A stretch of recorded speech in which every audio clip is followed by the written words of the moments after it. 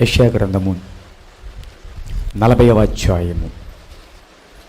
నాతో పాటు ఈ మాట అందరూ చెప్పండి. 4వ వచనము నుండి ప్రతి లోయను ఎత్తు చేయవలెను, ప్రతి పర్వతమును ప్రతి కొండను అణచవలెను, వంకరవి చక్కగాను కరుకైనవి సమముగాను ఉండవలెను. యెహోవా మహిమ బగిలపరచబడును, ఒకడును తప్పకుండా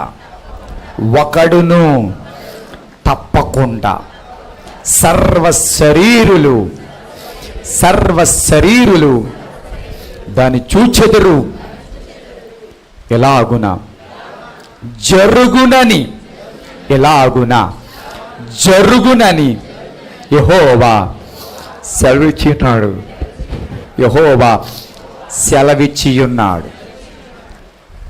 ఆమేన్. యెహెజ్కేలు లాంటి వారు ప్రవక్తల యొక్క పౌరుషము, యెషయా, ఇర్మియా లాంటి వాళ్ళ యొక్క ప్రవచనాలు దేవుని మహాకృపను బట్టి మరలా అవి తిరిగి ప్రారంభించబడడానికి దేవుడు కృప చూపించి ఉన్నారు. మన జీవితాలలో కూడా, మన కుటుంబాలలో కూడా దేవుడు తన కార్యాలను చేయాలని ఎప్పుడు ఆశపడుతూ ఉన్నాడు. అని ఎప్పుడు కూడా వాక్యం చెప్తూ ఉంది, రక్షించి నేరకుండినట్లు ఆయన హస్తము కొరచ కాలేదు, విననేరకుండినట్లు ఆయన చెవులు మందగిల్లలేదు అని వాక్యం చెప్తూ ఉంది.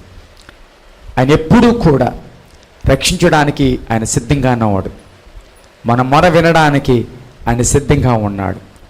మనకు సమాధానం ఇవ్వడానికి ఆయన సిద్ధంగా ఉన్నాడు. ఆయన వంతుగా ఆయన చేయడానికి ఏ ఆటంకం లేదు. ఆయన వంతుగా ఆయన కార్యం చేయడానికి ఆయనకు అడ్డొచ్చింది ఏమీ లేదు. మరి అడ్డు లేనప్పుడు, ఆటంకాలు లేనప్పుడు ఎందుకు కార్యాలు జరగట్లేదు? ఏ విధమైన ఆటంకం, ఏ విధమైన అడ్డు లేనప్పుడు ఎందుకు ఈ 2023లో ఇంకా కొన్ని పెండింగ్ ఉండిపోయాయి? ఇంకా కొన్ని విషయాలు ఎందుకు విజయం పొందలేకపోయాం? ఎందుకు ఇంకా కొన్ని సమస్యలు అట్లాగనే ఉండిపోయాయి? ఎందుకు ఇంకా కొంత అప్పు భారము అట్లాగే ఉండిపోయింది అన్న ప్రశ్న వేసుకున్నట్లయితే దేవుడి వైపు నుంచి ఏ ఆటంకము లేనే లేదు. వాక్యం చెప్తుంది, ఏదైనా ఆటంకం ఉంది అంటే, ఏదైనా అడ్డు ఉంది అంటే అది మనల్ని బట్టే ఉంది. నాకును మీకును మీ పాపములు, మీ అతిక్రమములు అడ్డుకోడలుగా నిలుచుచున్నవి అని వాక్యం చెప్తూ ఉంది. కాబట్టి దేవుని సన్నిధిలో ఈరోజు ఎన్నో అడ్డులు మన జీవితాలలో ఉన్నాయి, ఎన్నో ఆటంకాలు మన జీవితాలలో ఉన్నాయి. చేర్చుకోవడానికి తండ్రి సిద్ధంగా ఉన్నాడు, కానీ తిరిగి వచ్చే బుద్ధి కలిగిన కుమారుడికి రావాలి కదా. ఆ మాటలు అర్థమవుతున్నాయా? చేర్చుకోవడానికి తండ్రి ఇప్పుడు సిద్ధంగానే ఉన్నాడు. ఇంటి నుంచి వెళ్ళిపోయి దగ్గర నుంచి తండ్రి ఎదురు చూచాడా లేదా? కొడుకు వస్తాడని ఎదురు చూచాడా లేదా? తిరిగి ఎప్పుడు వస్తాడు అని ఎదురు చూచాడా లేదా? ఏడవని రోజు అంటూ ఉందా? నిద్రపోయిన జీవితం ఏమైనా ఆ తండ్రి జీవితంలో ఉందా? లేదే. అతని జీవితంలో చిన్న కుమారుడు వెళ్ళిపోయిన దగ్గర నుంచి కన్నీరే కదా. అతని దూరవైపు నుంచి అతని హృదయంలో వేదనే కదా. కుమారుడికి తెలియదు ఎప్పుడు వెళ్తాడో, కానీ తండ్రి ఏ రోజైనా వస్తాడేమో అని ఎదురు చూచాడు. ఎప్పుడైతే తప్పిపోయిన కుమారుడు, వెళ్ళిపోయిన కుమారుడు బుద్ధి తెచ్చుకుని దేనిని విడిచిపెట్టాడో, ఎక్కడ నిజమైన క్షేమం ఉందో, ఎక్కడ నిజమైన ఆనందం ఉందో, ఎక్కడ నిజమైన సంతోషం ఉందో అని ఎరిగి తిరిగి రాగానే మళ్ళా చేర్చుకున్నట్లుగా వాక్య భాగాన్ని చూస్తూ ఉన్నాం. అవును, బుద్ధి మారి తిరిగి వచ్చిన కుమారుడును తండ్రి హక్కును చేర్చుకున్నట్లుగా మన జీవితాలలో మార్పు చెందితే, మన బ్రతుకులను మార్చుకోగలిగితే, ఈ చివరి దినాన్ని మన హృదయాలను కడుక్కోగలిగితే, మన బ్రతుకులను కడుక్కోగలిగితే, దేవుని సన్నిధిలో దావీదు ప్రార్థన చేసినట్లుగా హిస్సోపుతో నన్ను కడిగయ్యా, హిమము కంటే తెల్లగా నన్ను మార్చయ్యా అని దావీదు లాంటి భక్తిపరుడే ప్రార్థన చేశాడు. దేవుని హృదయానుసారని పిలువబడిన దావీదు లాంటి వారే ఎలాంటి ప్రార్థనలు చేశారు? నీ సన్నిధిలో నన్ను కడిగయ్యా అని ప్రార్థన చేశారు, నన్ను క్షమించని ప్రార్థన చేశారు, నన్ను పవిత్రులుగా చెయ్యని ప్రార్థన చేశారు. అలాంటి అనుభవం కలిగిన వారే అలాంటి ప్రార్థనలు చేసి దేవుని సన్నిధిలో వారికి ఇచ్చిన స్వాస్థ్యాన్ని వారు పొందుకోగలిగారు. ఈరోజు హెచ్చరిక, ఇశ్రాయేలులు యెషయా ప్రవక్త ద్వారా హెచ్చరించాడు.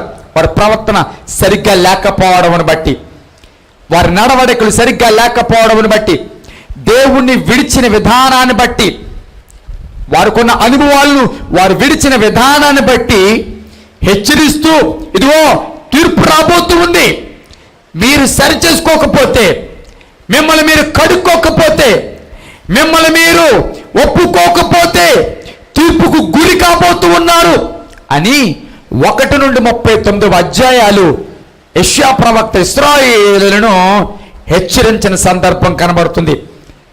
యెషయా గ్రంథంలో యెషయాని కేవలం హెచ్చరిక చేయడానికి మాత్రమే దేవుడు ఏర్పాటు చేసుకోలేదు. యెషయాని హెచ్చరించడానికి మాత్రమే దేవుడు వాడుకోలేదు.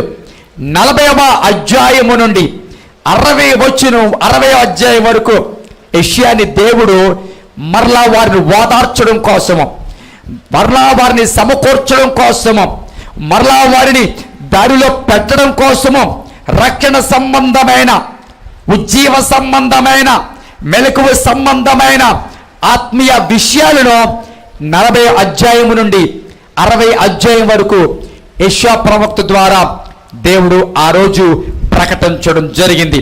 ప్రియ సహోదరులారా, మనం చదివిన ఈ యొక్క వాక్య భాగములో అనగా 40వ అధ్యాయంలో మాట్లాడుతూ మీ దేవుడు సెలవిచ్చిన మాట ఏదనగా, నా జనులను ఓదార్చుడి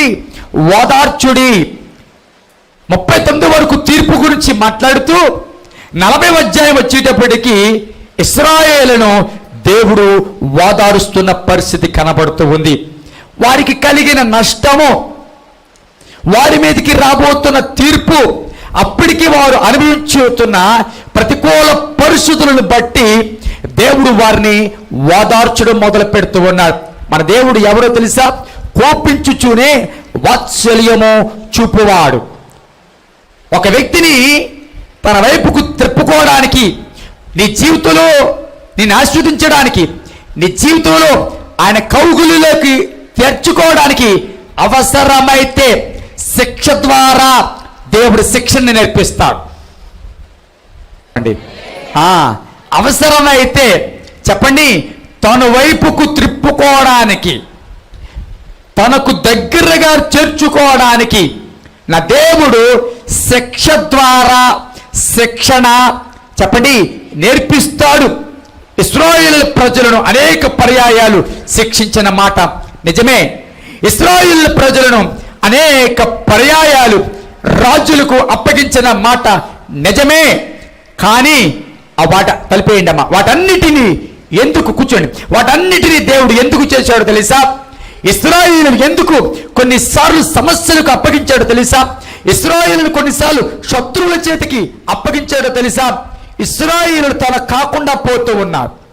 ఏ ప్రజలైతే నా ప్రజలు అన్నారో, ఏ వాగ్దానం అయితే అబ్రహాముకు చేశాడో, ఏ వాగ్దానం అయితే ఇస్సాకుకు యాకోబుకు దేవుడు చేశాడో, ఆ వాగ్దానం నిలపడం కోసము ఎన్నో కార్యాలు చేస్తే వాటన్నిటినీ మరిచి దేవుడికి దూరమైపోతున్న ఇశ్రాయేలును చూచి వారిని శిక్షించడం ద్వారా మరలా తన వైపుకు ఆయన మరల్చుకున్న సందర్భము మనకు వాక్య భాగంలో కనబడుతూ ఉంది. ఇక్కడ ఓదార్చుడి యెరూషలేము ప్రజలను ఓదార్చండి.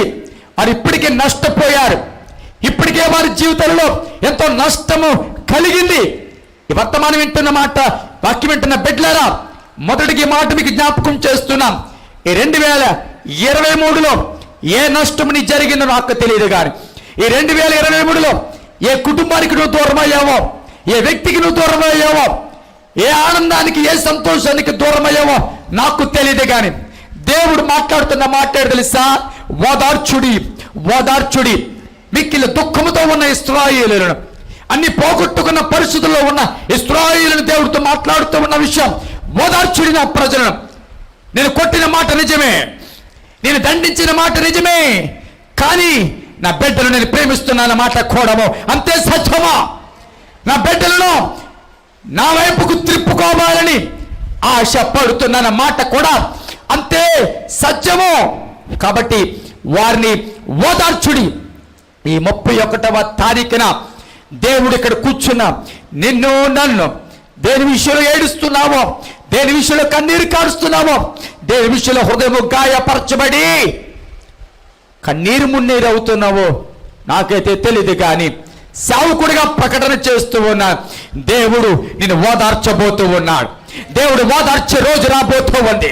నీ జీవితంలో నేను ఓదార్చే రోజు దేవుడు ఇవ్వబోతూ ఉన్నాడు. నీ జీవితంలో మరలా సంతోషాన్ని తీసుకొచ్చే రోజు దేవుడు ఇవ్వబోతూ ఉన్నాడు. నీ జీవితంలో మరలా ఆనందాన్ని తీసుకొచ్చే రోజు దేవుడు ఇవ్వబోతూ ఉన్నాడు. ప్రతి ఒక్క కన్నీరుకు దేవుడు ఓదార్పునిచ్చి, మరలా శక్తినిచ్చి, మరలా బలమనిచ్చి ప్రతి కన్నీరును నాట్యముగా మార్చబోతూ ఉన్నాడు. హల్లెలూయా, హల్లెలూయా. దేవుడి సన్నిధిలో ఆయన ఓదార్చుడి, ఓదార్చుడి. యెరూషలేముతో ప్రేమగా మాట్లాడి, ఆమె యుద్ధ కాలము సమాప్తమాయెను, ఆమె దోష రుణము తీర్చబడెను, ఆమె యుద్ధ కాలము సమాప్తము అయ్యింది. ఇంతవరకు చేసిన యుద్ధం అయిపోయింది. ఇంతవరకు వాడిని పడిన పాటలు చాలిక, ఇంతవరకు వాడిని పడిన శ్రమలు చాలు, ఇంతవరకు వారి కార్చిన కన్నీరు చాలు. యుద్ధ కాలము సమాప్తమైంది. యుద్ధకాలము ఏ యుద్ధం చేశారో, ఏ యుద్ధాల మధ్య నలిగిపోతూ ఉన్నారో, ఏ పోరాటాల మధ్య నలిగిపోయారో, ఏ పోరాటం చేస్తూ ఒకవేళ ఇక్కడ కూర్చున్నావో, భర్తతోనే ఒకవేళ పోరాటమేమో, కుటుంబ సభ్యులతోనే ఒకవేళ పోరాటమేమో, లేకపోతే బంధువులతోనే, ఆత్మీయులన్న వారితోనే ఒకవేళ పోరాటమేమో, దేవుడి సన్నిధిలో దేవుడు మాట్లాడుతూ ఉన్నాడు. యుద్ధ కాలము సమాప్తమవుతుంది, ఆమె దోష రుణములు తీర్చబడుతున్నాయి. యెహోవా చేతి వలన ఆమె తన సమస్త పాపముల నిమిత్తము 200 పొందిన సమాచారము ఆమెకు ప్రకటించుడి, ఆలకించుడి. అడవిలో ఒకటి ప్రకటించుచున్నాడు. అట్లనగా అరణ్యములో యెహోవాకు మార్గము సిద్ధపరచుడి. ఎక్కడ సిద్ధపరచారంట? ఎక్కడ యెహోవాకు మార్గం సిద్ధపరచాలంట?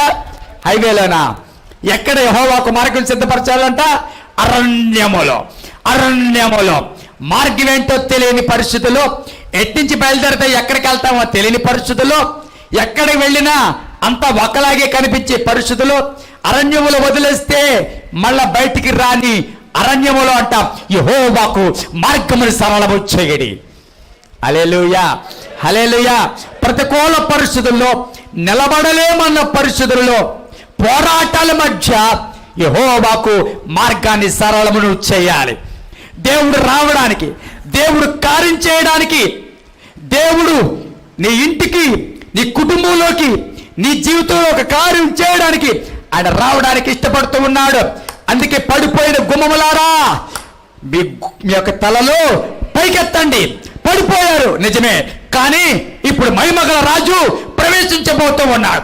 మహిమగల రాజు ప్రవేశించాలంటే పడిపోయిన ప్రతి గుమ్మము ఎత్తబడాలి, అరణ్యములో మార్గాలు సరళము చెయ్యబడాలి. హల్లెలూయా, హల్లెలూయా. కొంతమంది జీవితము అరణ్యములాగానే ఉంది. కొంతమంది జీవితము భవిష్యత్తు ఏంటో తెలియదు, ఎలా ఉండబోతుందో పరిస్థితులు తెలియదు, గమ్యం తెలియదు, ఎట్నుంచి వెళ్తా పోతామో తెలియదు, పిల్లల పరిస్థితి ఏంటో తెలియదు, ఉద్యోగ పరిస్థితి ఏంటో తెలియదు.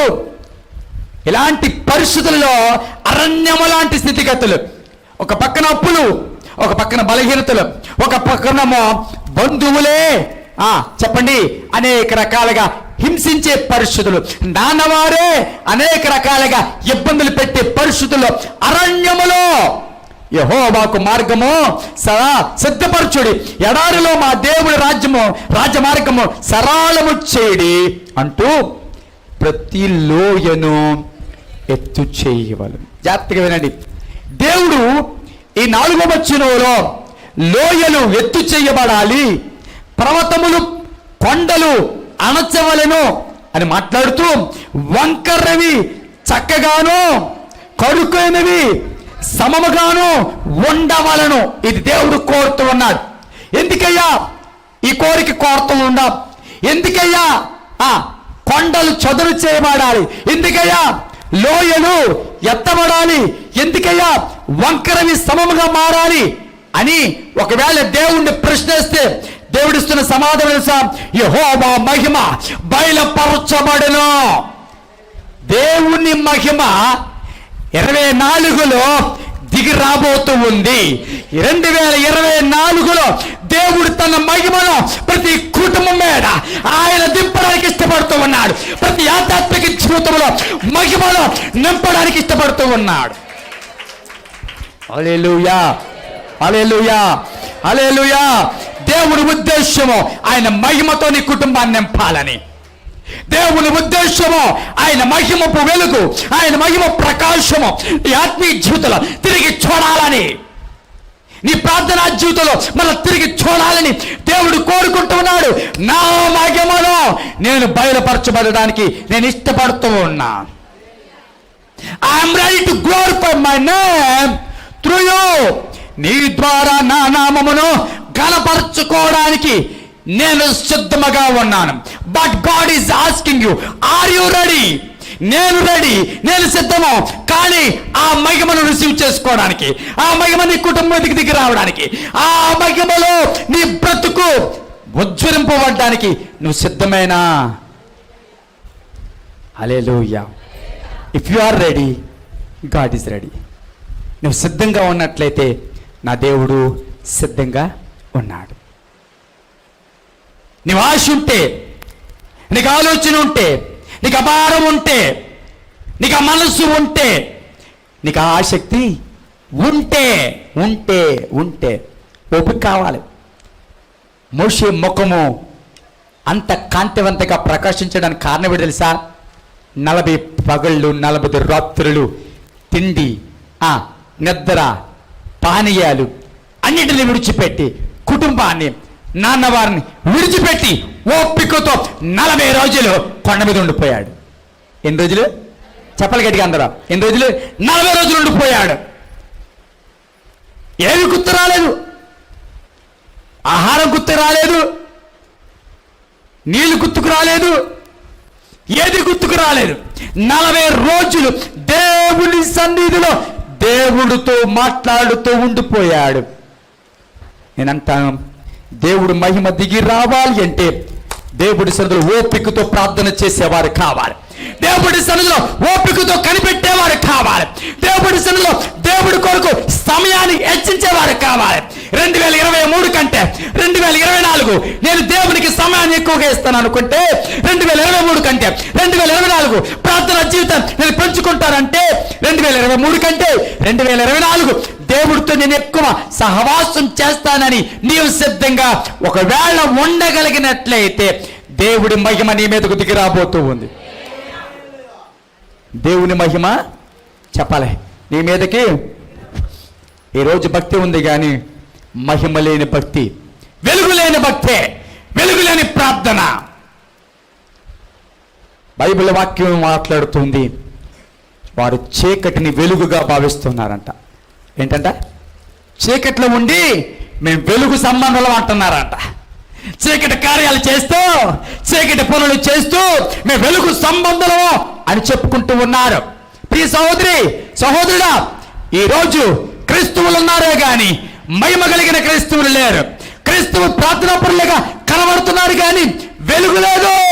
వారిలో ఏమాత్రమో వెలుగు లేదు. వెలుగు లేని భక్తి. ఆరిపోయింది ఎప్పుడో వెలుగు. వారి జీవితంలో వెలుగు పోయింది. వారికి తెలియట్లేదంతే, వారికి తెలియట్లేదంతే.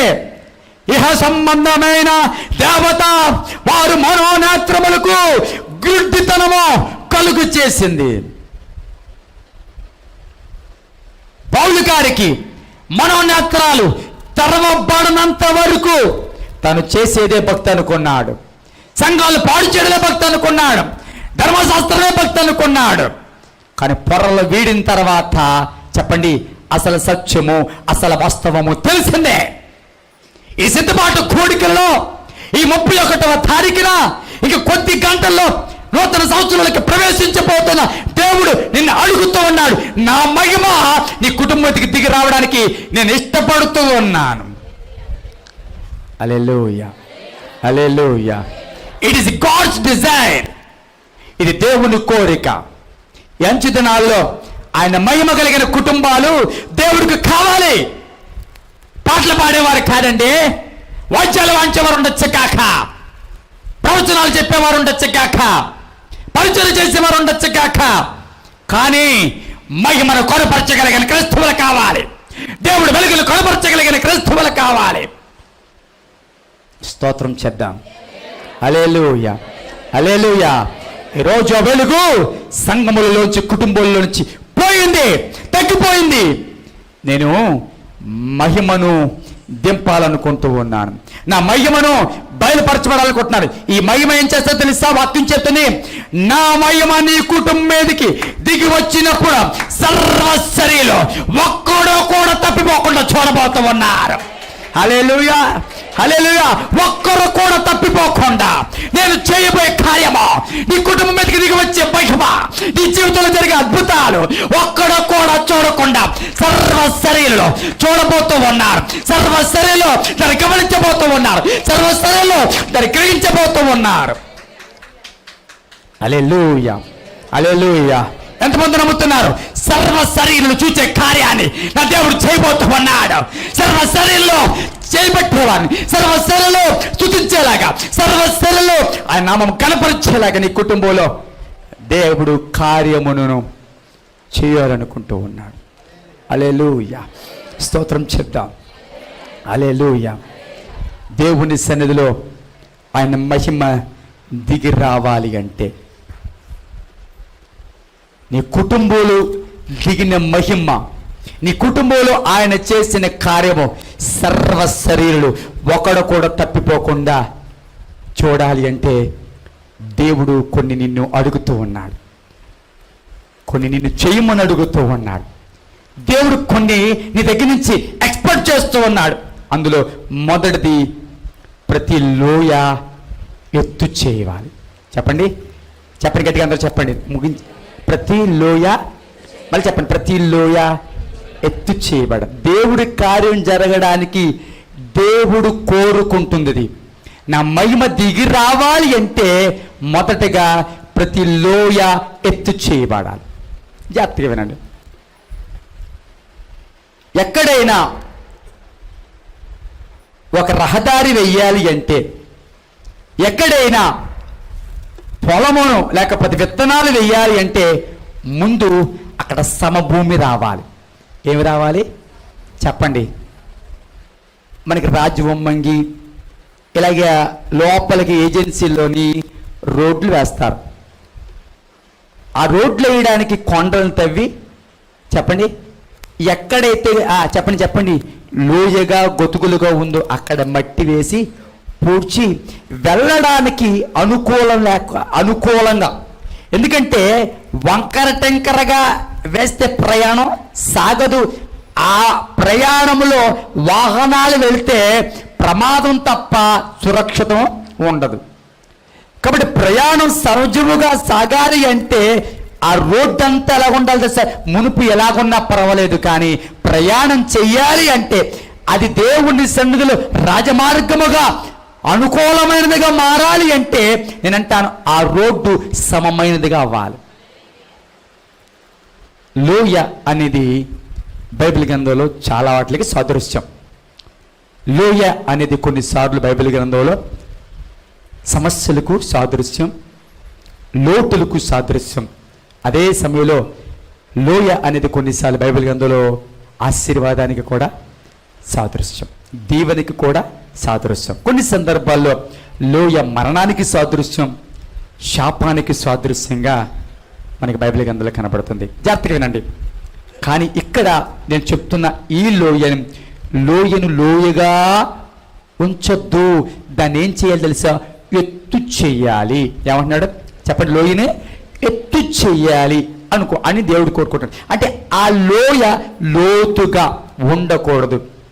గమనించండి, లోయ అనే మాటకు వచ్చినప్పుడు దావీదు భక్తుడు అంటున్నాడు 23వ కోడలో, గాఢాంధకారపు లోయ. ఏమంటున్నాడు చెప్పండి? అంటే ఎక్కడ లోయ ఉంటుందో అక్కడ చీకటి ఉంటుంది, గాఢాంధకారం ఉంటుంది. మనుషులు సంచారము చేయని ప్రాంతాన్ని లోయ అంటారు. అర్థమవుతుందా? మనుషులు సంచారము చేయని ప్రాంతాన్ని లోయ అంటారు. మనుషులతో చెప్పండి సంబంధం లేకుండా ఎక్కడో ఉన్న దానిని చెప్పండి దాని ఏమంటారు?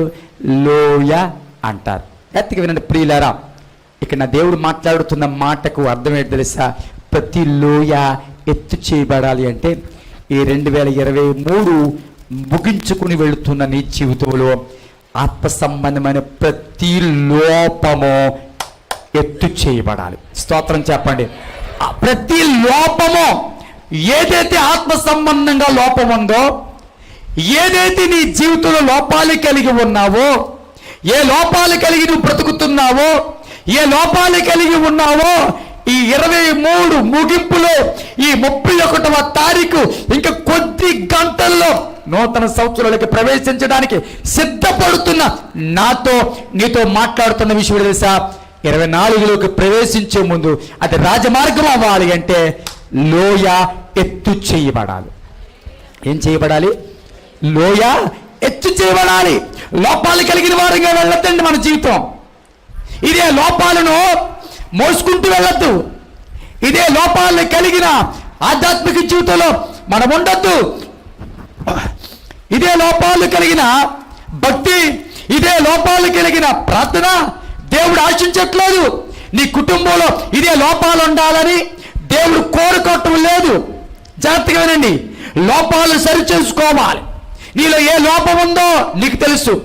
ఏ లోపంలో బ్రతుకుతున్నావో, ఆత్మీయ స్థితిలో ఏ లోపం ఉందో, ప్రార్థన లోపమా లేకపోతే దేవుడితో సహవాసం లోపమా, దేవుడితో ఎక్కువ సమయాన్ని గడిపే లోపమా, ఏ లోపము ఉందో ఈ చివరి రోజు అదేం చేయాలి తెలుసా? ఎత్తు చేయబడాలి. చెప్పండి గట్టిగా చెప్పాలి. ఏం చేయబడాలి? ఎత్తు చేయబడాలి. దేవుడు మహిమ దిగి రావాలి అంటే, ఆగిపోయిన మహిమ నీ కుటుంబం మీద పని చేయాలి అంటే ఆశీర్వాదం లేదా? అందరికీ ఉంది. ఈ 2023 మనం పోషించబడలేదా? పోషించబడ్డా. ఈ 2023లో బట్ట కొనుక్కోలేదా? కొనుక్కున్నా. ఈ 2023లో వస్తువులు కొనుక్కోలేదా? కొనుక్కున్నా. ఐగుప్తులో ఇశ్రాయేలుకి ఆశీర్వాదం లేదా? ఐగుప్తులో ఇశ్రాయేలు విస్తరించబడలేదా? విస్తరించబడ్డారు. ఐగుప్తులు విస్తరించబడ్డారు. ఐగుప్తుల వారి పని ఉంది, ఐగుప్తుల వారికి ఆహారం ఉంది, కానీ ఏమీ లేదో తెలుసా? వారు దేవుడిని ప్రార్థన చేసుకునే స్థితి లేదు, వారికి స్వతంత్రం లేదు. స్తోత్రం చెప్పండి. ఈరోజు ఆశీర్వాదం అందరికీ ఉంది, కానీ ఏమి లేదు తెలుసా? ఏమి లేదు తెలుసా? చెప్పండి. దేవుని ఆరాధించే భక్తి లేదు.